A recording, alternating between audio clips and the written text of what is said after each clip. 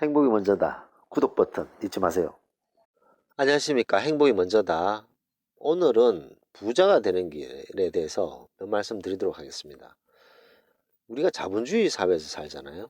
자본주의 사회에 살고 있기 때문에 돈, 재력은 상당히 중요합니다.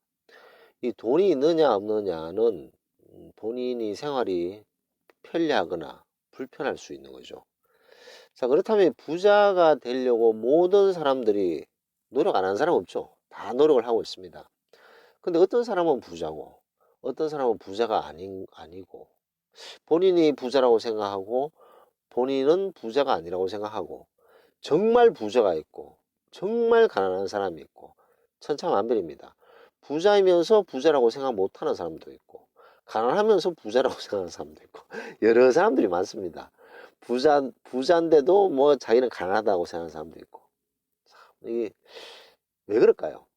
자, 예를 한번 들어봅시다. 어떤 A 중소기업 사장이에요. 이 사람은 재력이 한 몇백억 가지고 있습니다. 한 200억 정도의 재력을 가지고 있는 사람이에요. 부자죠. 부자입니다.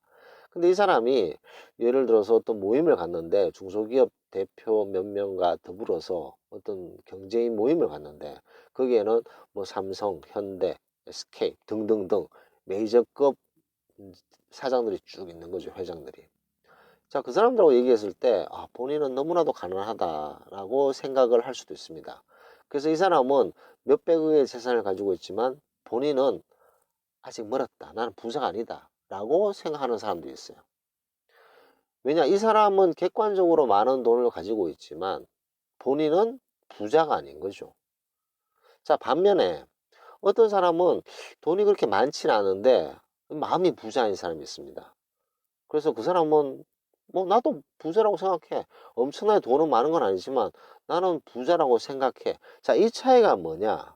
이 차이가 뭐냐 하면 어떤 일을 할 때, 하고 싶은 일을 할 때, 본인이 하고 싶은 일을 할 때 자기가 가진 돈이 그것을 서포트를 부담 없이 하면 그 사람은 부자입니다. 근데 본인이 뭘 하고 싶은데 본인이 가지고 있는 돈이 그걸 서포트를 잘 못하잖아요. 그러면 본인 생각에 자기는 부자가 아닌 거죠. 본인이 뭘 하고 싶은 일, 뭐 행동, 그다음에 뭐 어떤 것들을 자기가 가지고 있는 돈으로, 그러니까 이게 돈으로 할 수 있는 일들을 얘기하는 겁니다. 돈으로 할 수 있는 일들을 본인이 가진 돈으로 쉽게 뭐 쓸 수 있다. 그건 나 충분히 쓸 수 있다. 이러면 부자고, 자기가 하고 싶은 일, 뭘 추구하고 싶은 일, 사고 싶은 것들을 하고 싶은데 본인이 그 돈이 없어요. 그러면 부자가 아닌 겁니다. 본인 생각에. 그래서 예를 들어서 아까 조금 전에 말씀드렸던 중소기업 사장 몇백억 가진 사람이 오늘 나는 집을 다 금으로 도배를 할 거야. 못하죠. 그런 생각을 하기 때문에 본인은 부자가 아닌 겁니다. 근데 중산층인데 나는 가족들과 같이 이번에 유럽여행을 갈 거야. 근데 그걸 할 수 있는 사람이 있고 재력이 하지 못하는 사람이 있어요. 부담스럽고 물론 할 수도 있지만 부담스럽다고 느끼거나 조금 주저하게 되면 부자가 아닌 거죠. 근데 나는 가족들과 같이 유럽여행을 가고 싶어. 근데 소요되는 비용이 이 정도야. 오케이. 이러면 부자라는 거죠. 자, 또한 나는 자가용을 뭐 바꾸겠어. 근데 어떤 A 모델로 바꾸겠어. 그랬을 때 오케이. 바꾸자. 그런 것이 되면 그 사람은 부자입니다. 하지만 나는 어떤 A 모델로 바꾸고 싶은데 그 바꿀 수 있는 재력이 빠듯하다, 부족하다. 그러면 본인은 부자라고 생각을 못하는 거죠. 자가 비행기를 사고 싶다. 나 꼭 사고 싶어요. 근데 자기가 그 돈이 없어요. 그럼 이 사람이 아무리 돈이 많더라도 본인은 부자라고 생각을 못합니다. 자, 똑같은 거죠. 그래서 본인이 가지고 있는 것에서 자기가 하고 싶은 욕망, 어떤 일, 사고 싶은 것들을 쉽게 살 수 있으면 부자고, 본인의 생각에. 근데 그걸 못하면 아무리 돈이 많아도 부자가 아닌 것이죠. 근데 정말 아무것도 없는 상태에서 마음만 부자도 이 자본주의 사회에서는 불편합니다. 뭐 많은 분들이 그런 얘기 하죠. 돈이 뭐가 중요해? 마음이 부자면 되지. 저는 그거 아주 공허한 메아리라고 생각합니다. 자본주의 사회에서 돈이 없으면요, 불편합니다. 그리고 무시당합니다. 또한 나이가 들어서 돈이 없잖아요. 그거는 정말 비참합니다. 그렇기 때문에 항상 돈을, 재력을 자본주의 사회에서는 모으고 구축해야 되는 거죠. 자, 그렇다면 이 재력, 돈을 어떻게 모을 것인가? 사실 이 행복이 먼저다에 제가 웬만하면 이 돈이나 부동산이나 주식 이런 것들에 대해서 얘기를 꺼려 하고 있는데, 뭐 아무래도 이 노후 대책과도 관계가 되기 때문에, 그리고 또 워낙 또 많은 부분에 있어서 돈, 재력, 자본주의 이런 것들에 관계가 되기 때문에 오늘 조금 말씀드리고자 합니다. 제가 아는 그 엄청난 부자가 있어요. 그 엄청난 부자는 뭐 소위 말하는 실속적인 부자죠. 돈은 많고 뭐 겉으로 표는 안 나고 그냥 아주 알짜 부자죠. 이 알짜 부자를 제가 찾아간 적이 있어요. 찾아가서 같이 얘기를 하다가 부자가 되는 지름길이 뭐냐 그랬더니 쉽게 안 가르쳐 주더라고요. 두 번째 만났을 때 얘기를 해주더라고요. 얘기를 하는데 그 얘기가 아주 재밌었습니다. 그리고 저는 그 말을 항상 명심하고 있는데, 그때 이 양반 얘기가 돈은 불과 같습니다. 불을 다루듯이, 불을 일으키는 것처럼 불을 다루듯이 돈을 다루시면 됩니다. 처음에는 잘 이해가 안 됐어요. 근데 조금 예를 들어보면, 우리가 이제 불이 중요하잖아요. 그래서 아궁이에 불을 지핍니다. 불을 이제 키우죠. 아궁이에 불을 막 지피고 데피고 불을 키워요. 근데 이 아궁이 속에 가두면 그 불은 아궁이만한 불로 끝나는 거죠. 물론 온도는 올라가겠지만 아궁이만한 사이즈에서 크질 못하는 거죠.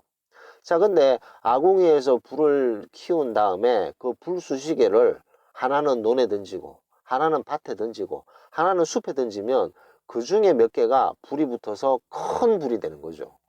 큰 불이. 물론 던지는 족족 다 큰 불이 되는 경우는 없고, 이렇게 몇 개 던졌는데 그 중에 하나가 불이 되고 커지는 거죠. 자, 이거와 같습니다. 돈을 이렇게 가두잖아요. 돈을 이렇게 가두면 돈은 크지를 못합니다. 그러니까 꾸역꾸역 저축만 하시는 분들, 꾸역꾸역 저축하는 사람들 있잖아요. 돈을 모아서 정말 악착같이 허리띠를 졸라매고 나머지를 다 내리쉐리 그냥 저축만 하시는 분들, 그런 분들은 부자가 될 수가 없죠. 돈을 많이 벌 수가 없습니다. 왜냐? 돈은 불과 같기 때문에 이것을 던져야 되는 거죠. 던진다는 건 뭐냐? 쉽게 말해서 투자를 해야 돼요. 투자를 하느냐 안 하느냐가 그 사람이 부자의 길로 가느냐 안 가느냐의 아주 중요한 척도입니다. 그래서 투자를 해야 되는데, 자, 이 방송을 듣고 있는 분 중에 물론 이제 엄청난 재력가도 있으실 거고, 뭐 노후에 대해서 뭐 더 이상 걱정 안 하는 정도의 재력을 모으신 분도 있다고 생각합니다. 자, 그런데 그런 것을 구축하지 못하신 분들, 40대, 50대에 노후 대출 어떻게 하지 하면서 어떻게 되겠지라고 이렇게 막 말이 안 되는 소리를 하시면 안 되는 거죠. 지금은 노후 대책에 대한 준비가 있어야 됩니다. 그리고 거기에 대해서 실천을 해야 되는 거죠. 40대, 50대. 그럼 30대, 20대 분들은 조금씩 늘어나고 있는데 20대, 30대는 노후 대출을 하지 말아야 되냐? 아닙니다. 더 빠르면 더 좋습니다. 자, 그렇다면 부자가 되는 길에서 재력을 넓혀야 되는데, 재력을 넓히는 건 조금 전에 말씀드렸듯이 불을 다루는 것과 같다. 그래서 그 불수시개를 던질 수 있는 논, 밭, 숲, 갈대밭 등등등등 그런 것들이 있어야 되는 거죠.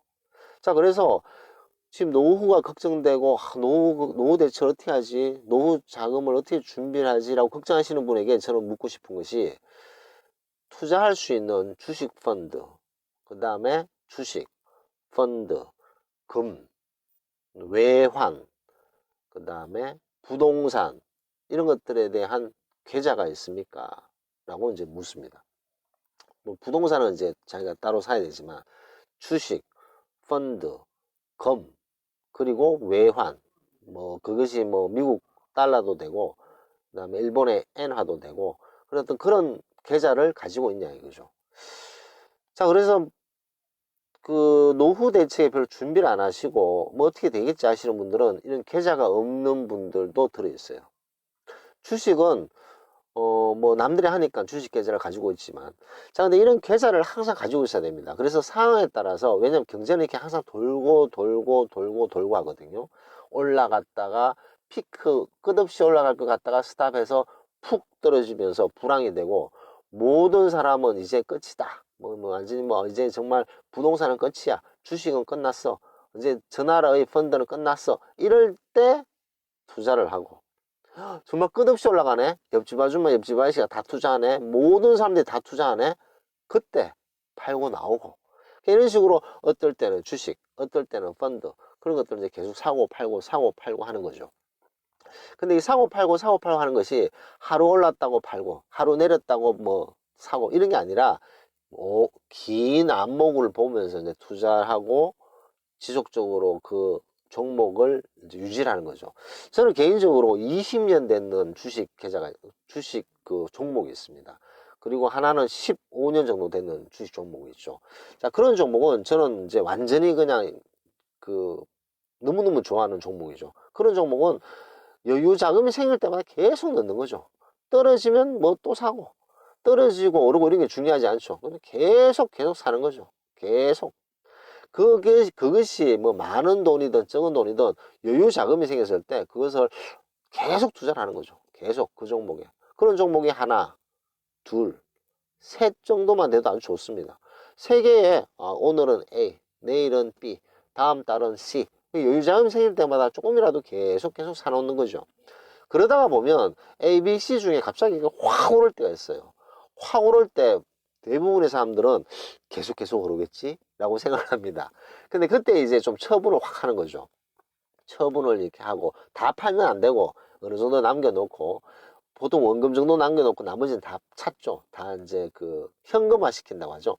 현금화 시킨 다음에, 그 다음에 또 떨어졌을 때 사고, 또 다른 종목이 마음에 드는데 이것이 쭉 올라가다가 갑자기 뚝 떨어졌다. 무슨 일로, 무슨 사건으로. 근데 그 사건은 회복될 수 있다. 그러면 그 떨어졌을 때 사는 거죠. 자, 그런 식으로 계속 돌려야 되고, 그 다음에 갑자기 이자율이 미연준에서 이자율이 뚝뚝뚝 떨어질 때 있잖아요. 우리나라도 뭐 1.0, 미연준에서는 0.25, 0.0 이럴 때가 있잖아요. 그럴 때는 돈 가치가 워낙 없기 때문에 금 가치가 엄청나게 높이 올라가죠. 그래서 이자율이 뚝뚝뚝뚝뚝 떨어질 때는 빨리빨리 금을 사야 됩니다. 그렇다고 해서 우리가 진짜 그 노란색 번쩍번쩍 빛나는 금을 사라는 게 아니라 금 펀드가 있죠. 금 계좌가 있고, 그런 것들을 계좌를 가지고 있으면 바로 돈을 투입할 수가 있는 거죠. 그래서 항상 계좌를 준비하고 있어야 된다. 그게 아주 작은 돈이라도 넣어놓고 계좌를 가지고 있으면 기회가 됐을 때 바로 살 수 있는 거죠. 그 다음에 우리나라 어떤 그 외환이 갑자기 휘청하다. 그럴 때는 그 전 재산을 다 외국 돈에 몰빵을 해야 되는 거죠. 왜냐하면 우리나라가 갑자기 외환 위기가 좀 왔다. 외환에 어떤 불안한 감이 왔다. 그러면 이제 환율이 급등하게 됩니다. 그래서 1달러에 뭐 1,100원이 갑자기 1달러에 1,500원, 1,600원, 1,700원 갔다. 그때 전 재산을 달러에 옮겨 놓은 사람과 옮겨 놓지 않는 사람은 엄청난 차이가 나는 거죠. 물론 전 재산을 다 넣을 수는 없지만 그래도 그런 조짐을 알았을 때 외환 계좌가 있느냐 없느냐가 큰 차이가 있습니다. 그리고 그렇게 여유가 되는 돈으로 모으고 해서 하나의 부동산을 사고, 그러니까 월세가 나오는 부동산을 사고, 뭐 이런 식으로 펀드도 이 나라가 쭉 발전하고 있는데 갑자기 뭐 뚝 떨어졌다. 그랬을 때 왕창 사고, 또 갑자기 확 올랐을 때 좀 처분하고. 그래서 펀드, 주식, 그 다음에 금, 외환 이런 계좌들을 항상 가지고 계셔야 된다. 가지고 계시면서 그게 시기적절하게 어디에 투자하고 어디에 돈을 빼고 넣고 이런 것들을 자유자재로 할 수 있는 능력이 꼭 필요하고, 그것이 없는 상태에서 부자가 된다는 것은 쉽지가 않다라는 말씀을 드리면서 녹음을 마치도록 하겠습니다. 감사합니다.